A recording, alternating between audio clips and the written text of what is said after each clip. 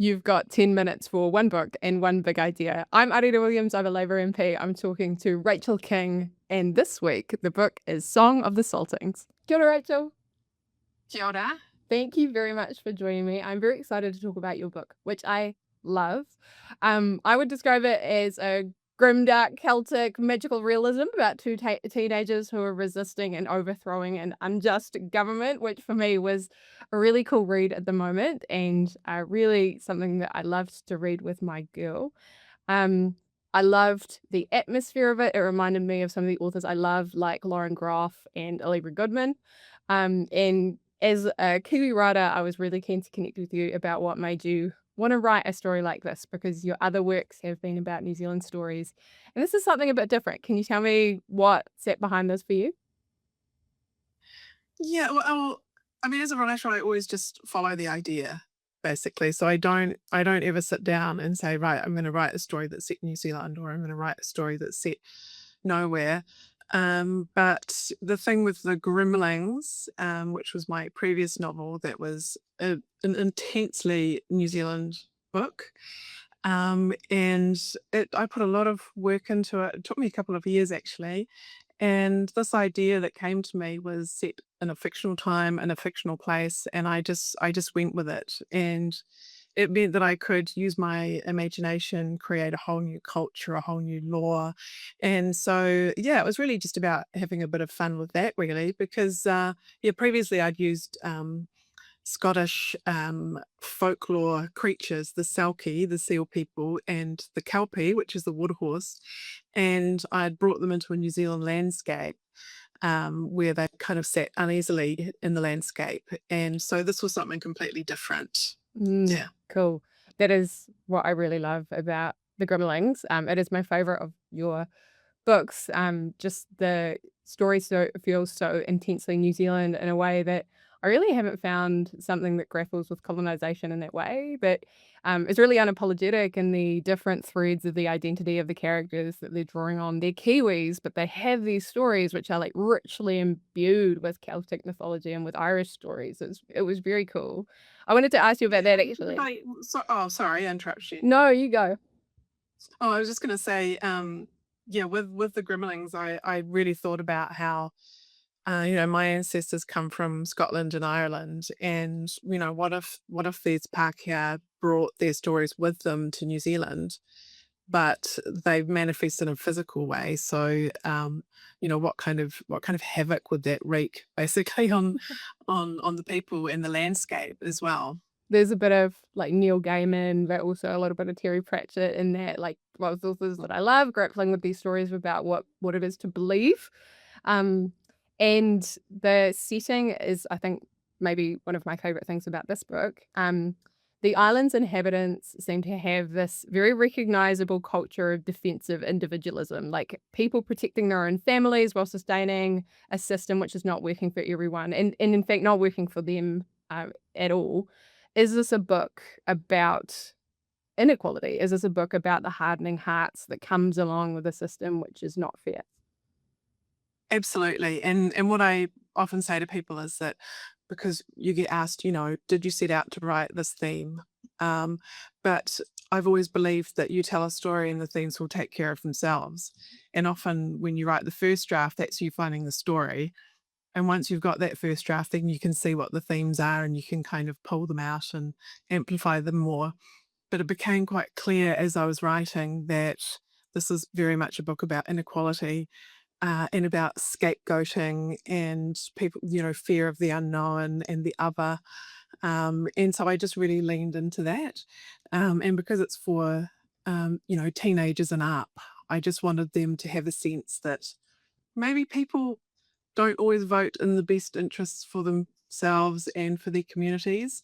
And maybe just get them thinking about things like that and how maybe they do have power to call some of those things out. So Um, but it's not didactic. I'm not banging anyone over the head with the message. It's just a really good adventure about two kids, who basically need to find the secrets that are kind of buried in their community and to unite their community. yeah, totally.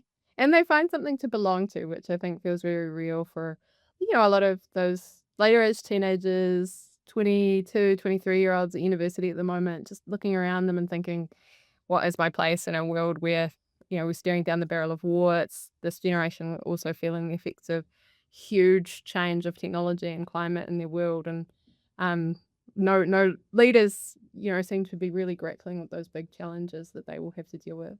Hey, I love the bog as a character. This is something that absolutely delighted me about this book. Tina Makariti did it as well in The Myers, which is a book I've loved over summer.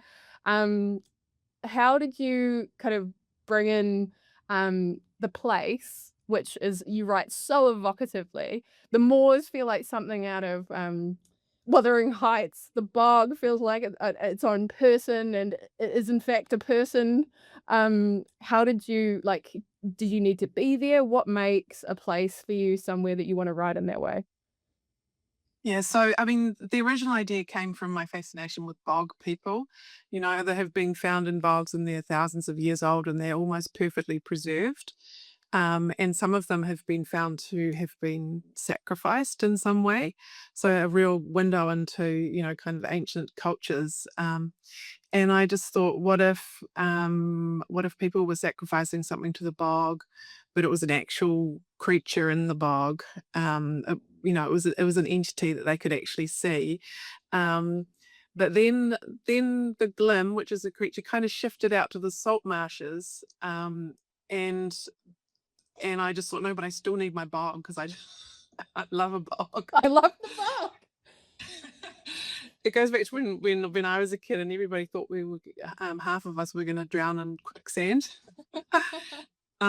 It's that kind of, that sort of threatening medicine kind of place where people invent stories to try and keep their children away from it. Don't go near the bog because the bog hag will get you and she'll take your skin and she'll wear it like a suit. Um, and so I just love that really creepy kind of folklorish stuff. And a lot of it was about, keeping children safe from these dangerous places. But also bogs are these incredible ecosystems as Yeah. well, these very fragile ecosystems. And for my bog, I actually traveled to Scotland. I went to the Outer Hebrides. I went to the islands of Harris and Lewis. Because in my mind that was kind of where it was set. So I very much took that landscape and just kind of inhabited it really, and brought it back with me.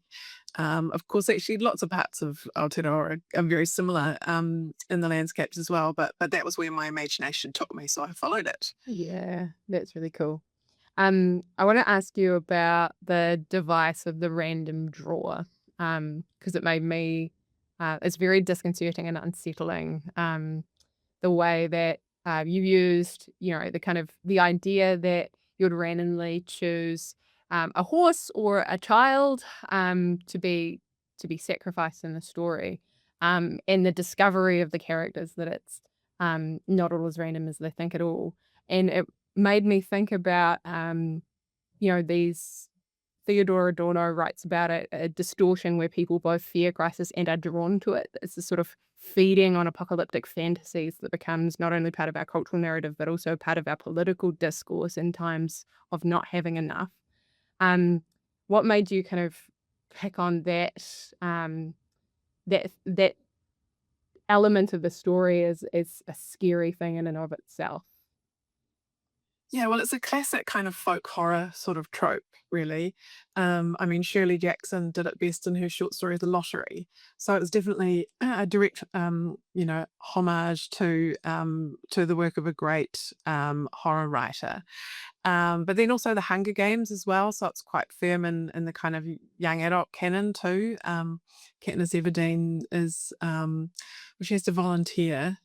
No, her sister is drawn, and so she volunteers. Yeah.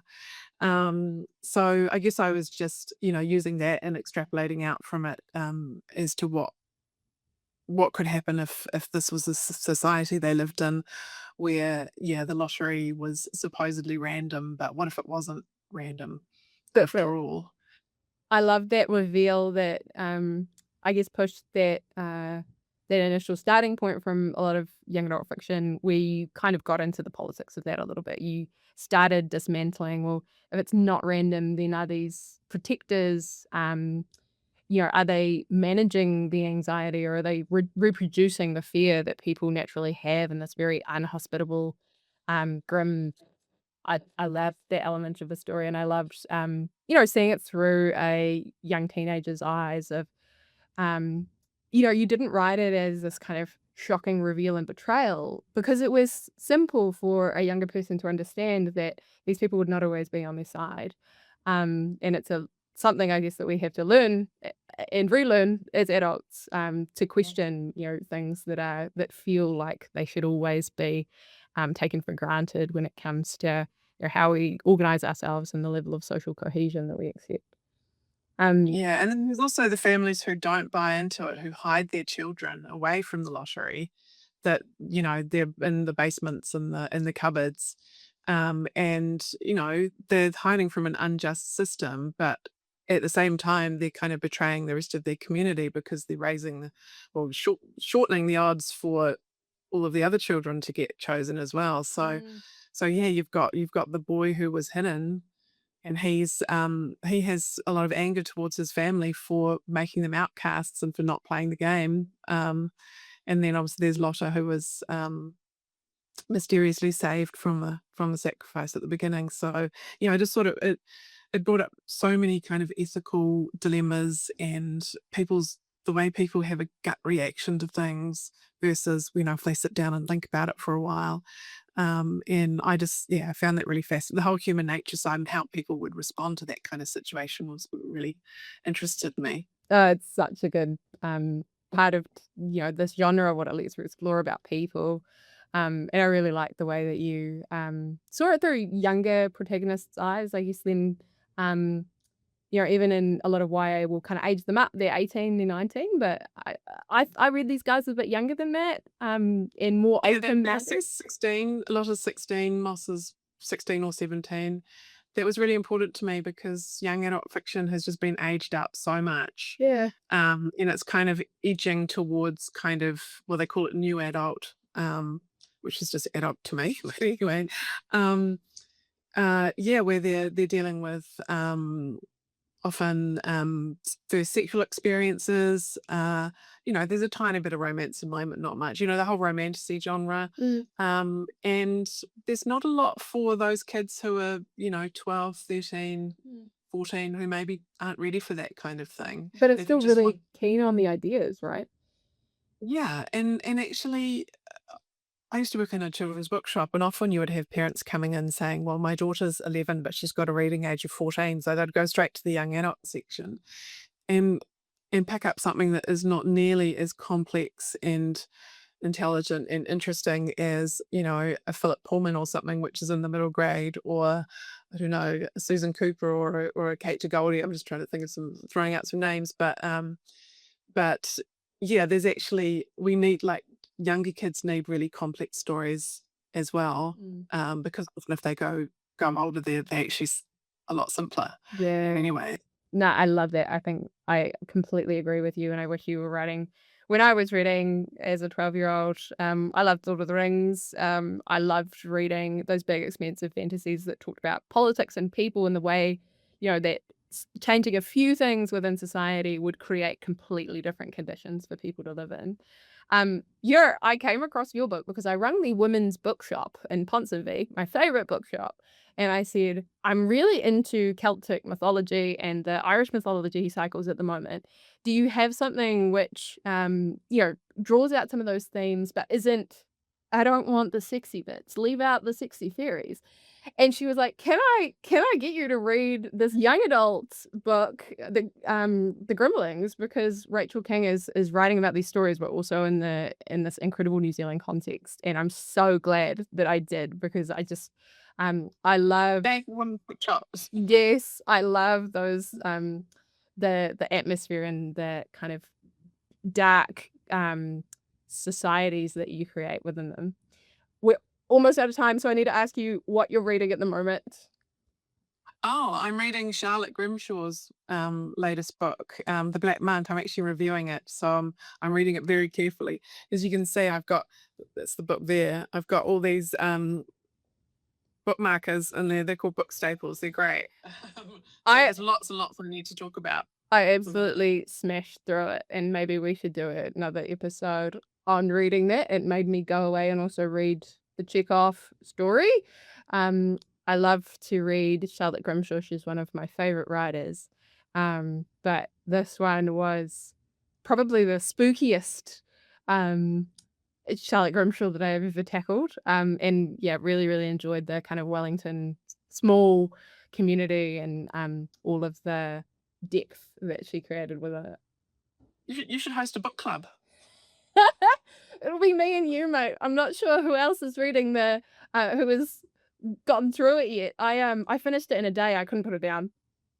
I mean, just a general book club. I've got lots of people I could tell you that would like to talk books with you. Okay, I'm sure. we'll do it.